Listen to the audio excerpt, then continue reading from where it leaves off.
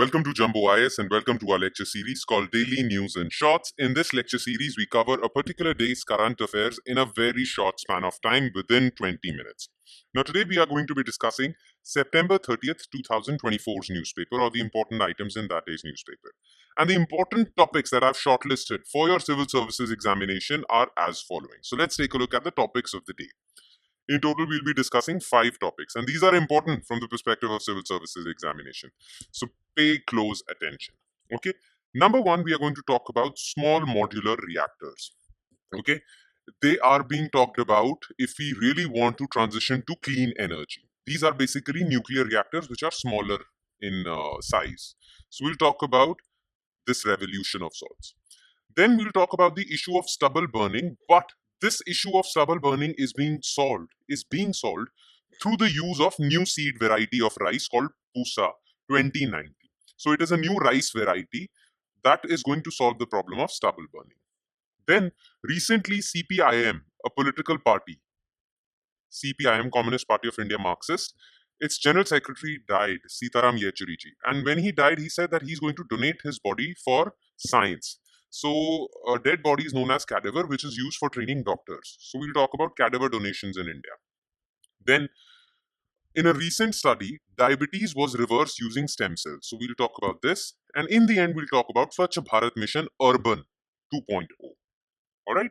So let's take a look at all these topics one by one, starting with small modular reactors. In the civil nuclear sector, New Delhi is pushing small modular reactors as a technology of promise that can help in industrial decarbonization. Look, basically, we are trying to reduce carbon emissions, right? Currently, majority of electricity used in our country is generated through thermal power plants. Now, thermal power plants use coal or burning of coal, which emits a lot of carbon. Therefore, we are talking about alternative energy sources like solar, wind, and nuclear power. But the thing with nuclear power is that nuclear power is prone to accidents. Okay? The recent one being Fukushima nuclear accident, which was very dangerous. So that is why now people are saying that we cannot completely abandon nuclear energy just because they are prone to accidents. So that is why a solution is being proposed where we use small nuclear reactors instead of big ones, because big ones are prone to accidents, but these small nuclear reactors are not prone to accidents, or they're not that risky. Plus, they have a good side effect, and that good side effect is that they do not emit carbon dioxide. So if we really want to reduce carbon emissions, we can use nuclear power. But nuclear power was earlier thought to be prone to accidents. That is why we are using a special type of nuclear power called small modular reactors. And India is pushing towards that. The government also wants to achieve leadership role in dissemination of this technology to enhance its foreign policy pitch. Currently, India thinks that it can master this technology and we can use this technology to give it to our friendly nations. Okay, thereby enhancing our foreign policy pitch. Okay. Currently, there are only 2 small modular reactors that are operational. Okay, one is in Russia called Academic Lomonosov, and the other is in China called HTRPM. So currently, China and Russia have taken the lead. Now, India wants to achieve that leadership position.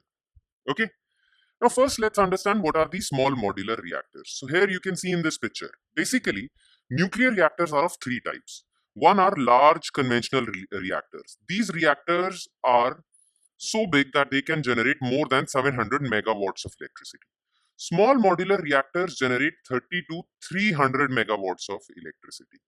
And micro reactors, which are used to power societies, small localities, they generate up to 10 megawatts of electricity.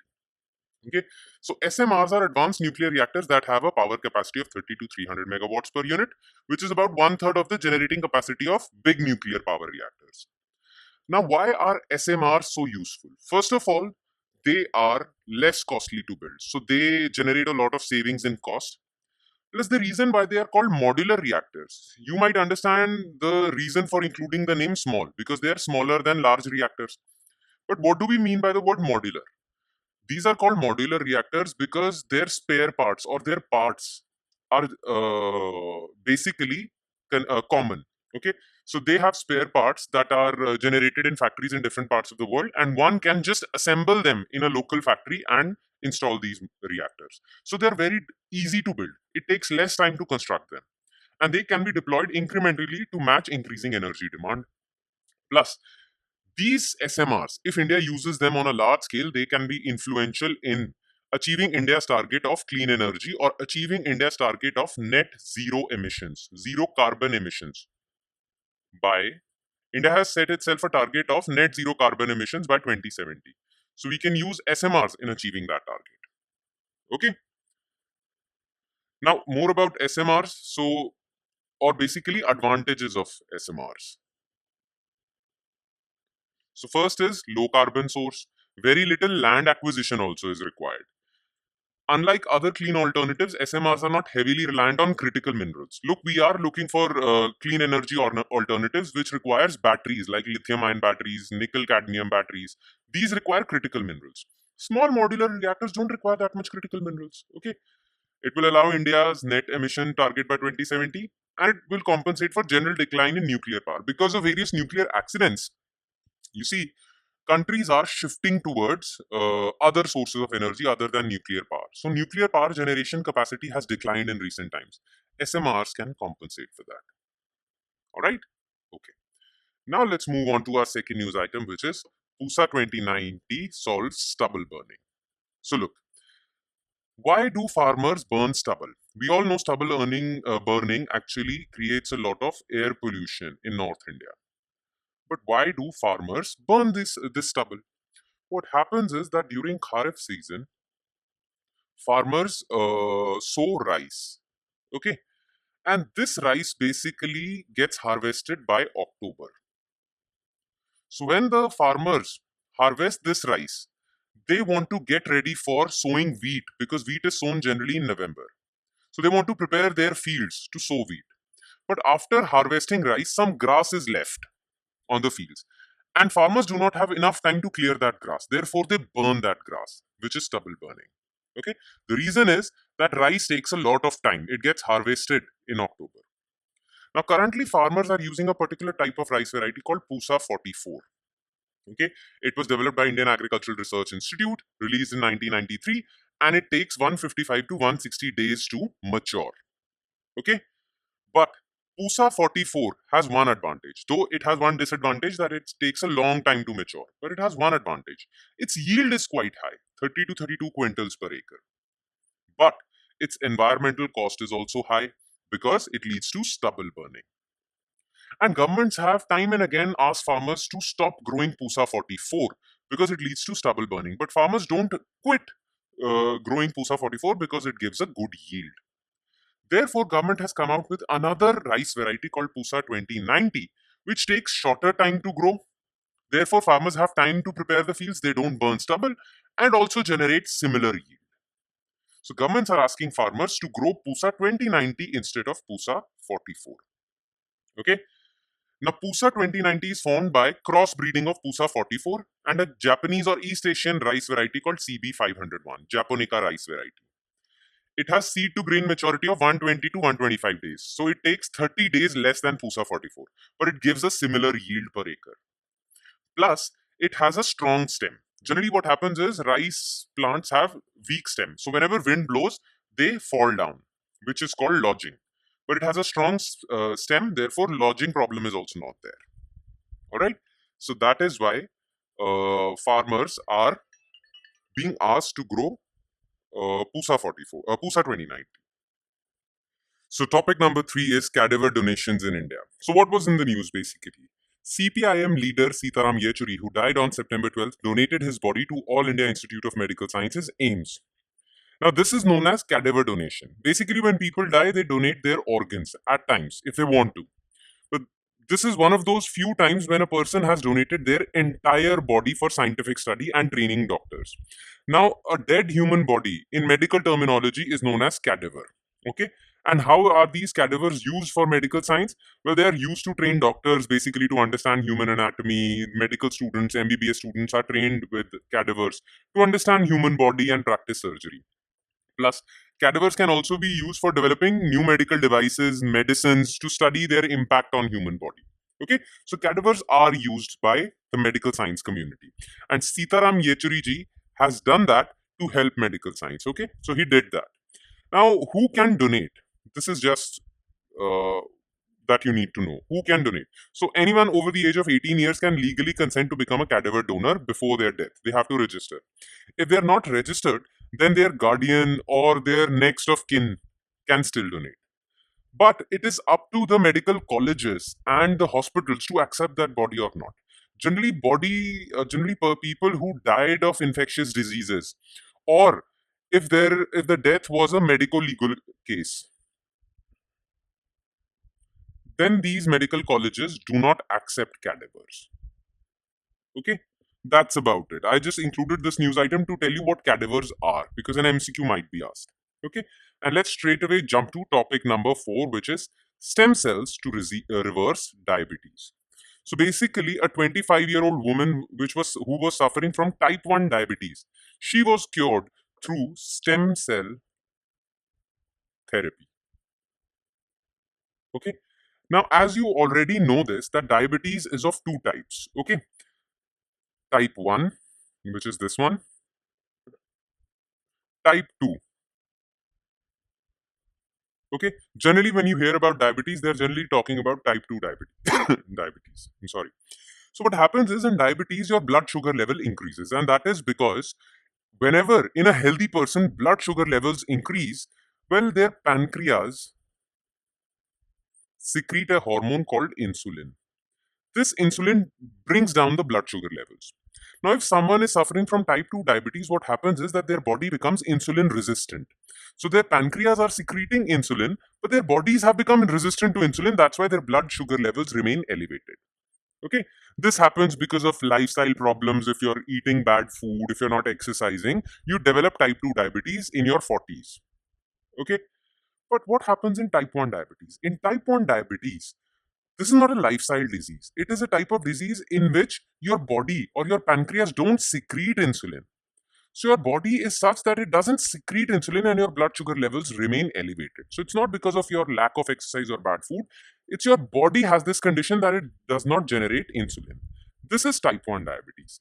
So type 1 diabetes is type of an autoimmune disease. What happens in this is that your body starts attacking those cells in your pancreas which generate insulin. Okay, those cells are called islets. So islets in pancreas generate insulin and your body starts to destroy them and you develop type 1 diabetes. Now this was cured through stem cell therapy. Now first of all, you need to know what stem cells are. So stem cells are special types of cells that have two features. First they self-renew, they regenerate themselves, and the other is called cell differentiation or potency. Stem cells are those cells that are unspecialized. Okay, generally your body has specialized cells, heart cells, bone cells, skin cells. Those are specialized cells because they perform special functions. But stem cells are unspecialized, but they have a special property. They can convert themselves into specialized cells. So stem cells can generate bone cells, cardiac cells, skin cells, neurons. So stem cells are themselves unspecialized, but they give birth to specialized cells. Okay, and now you understand how can they be used to cure anything. Okay, they are found in almost all of the tissues of the body because whenever you get an injury, your cells of your body get damaged. So these stem cells generate those new cells and your body gets repaired. Okay, now stem cells have this property of cell differentiation which is called potency. So basically there are few types of stem cells based on their potency. There are totipotent stem cells which can give birth to all types of specialized cells. Then there are pluripotent stem cells, which can give birth to all types of stem cells except placenta. Okay. Then there are multipotent stem cells. They can only give birth to a specific family of stem cells. So there are multipotent stem cells that can only give birth to bone and skin cells. Okay, not others. Then there are unipotent stem cells. These are stem cells that can only give birth to one type of stem cells. For example, bone stem cells would give birth to only bone cells. Okay. Now, what they did in stem cell therapy was first they took stem cells from these patients who were suffering from diabetes. Then they converted them into pluripotent stem cells, induced pluripotent stem cells. Now, because pluripotent stem cells can be converted into any type of stem cell, so they use these pluripotent stem cells to generate islets, 3D clusters of islets, And then they inserted these islets into these type 1 diabetes patients. When they inserted these islets into type 1 diabetes patients, they had functioning islets, they started releasing insulin, and their diabetes got cured. So this is what happened. Now, this therapy of using stem cells to cure a person is known as stem cell therapy. Okay, here's the definition, and here are the rules framed by Indian government as to how stem cell therapy shall be used in India. Okay, all right. And now let's move on to our last topic of the day, which is Swachh Bharat Mission Urban. You know Swachh Bharat Abhiyan? So Swachh Bharat Mission had two components, rural and urban. Okay. Now Swachh Bharat Abhiyan was launched in 2014, both urban and rural. The urban mission got finished in 2021. Therefore, Swachh Bharat Abhiyan Urban 2.0 was launched in 2021. Okay. Now, about Swachh Bharat Abhiyan 2.0. So, it was launched on 2nd October 2014 and it was launched by, remember this, Ministry of Housing and Urban Affairs. What was the target under Swachh Bharat Abhiyan Urban 1.0? So, the target was to make the entire country open defecation free. People used to defecate in public, make it open defecation free by arranging toilets in different parts of the country so that people go to toilets rather than openly defecating. Okay, and by 2021 we achieved this goal of 100% open defecation free India. Then in 2021 we launched Swachh Bharat Abhiyan Urban 2.0 in the budget of 21-22, and it aimed to make India from ODF to ODF plus, ODF plus plus, and make India garbage free. So there are various garbage sites in India. You have to remove those landfilling or garbage sites. These were the aims of Swachh Bharat Abhiyan 2.0. Okay. Now I know what you guys must be thinking. You guys must be thinking that we understand ODF, but what do we mean by ODF plus or ODF plus plus? So let's talk about that. So ODF plus is a status given if at any point of the day not a single person is found defecating or urinating in the open and all community and public toilets are functional and well maintained. Okay. ODF is if at any point in the day not even a single person is found defecating. ODF plus is defecating and not even urinating. Okay, and all toilets are working well. ODF plus plus is a status given if the area is already ODF plus and the fecal sludge, septage or the sewage treatment is safely managed and treating, with no discharging or dumping of untreated waste material, human waste material in open drains, water bodies or areas. So we want to make India ODF plus plus. Okay, plus the aim was to make India garbage free. Now the reason why 2.0 was in the news was that out of 2,421 landfills, waste dumping sites, 474 sites have been remediated, clearing 2,617 acres of land, but many more sites have to be reclaimed. So India has not completely become garbage free, whereas the target for making India garbage free in 2.0 was 2026. So 2026 is fast approaching, but we are still not garbage free. That's why this was in news. All right. And with that, we conclude today's session. Thank you so much for watching, everyone. And I hope it added value to your preparation. So it would add more value if you revise what was discussed in today's lecture by going through the PDF file for this lecture. PDF file for this lecture is provided in the Telegram, on the Telegram channel of Jumbo IS. And the link to that Telegram channel is provided in the comment section below. So click on that link, go to our Telegram channel, follow it, and download the PDF for not just this lecture, but all the other lectures featuring on our YouTube channel. On that note, I'll be signing off. Thank you so much, everyone.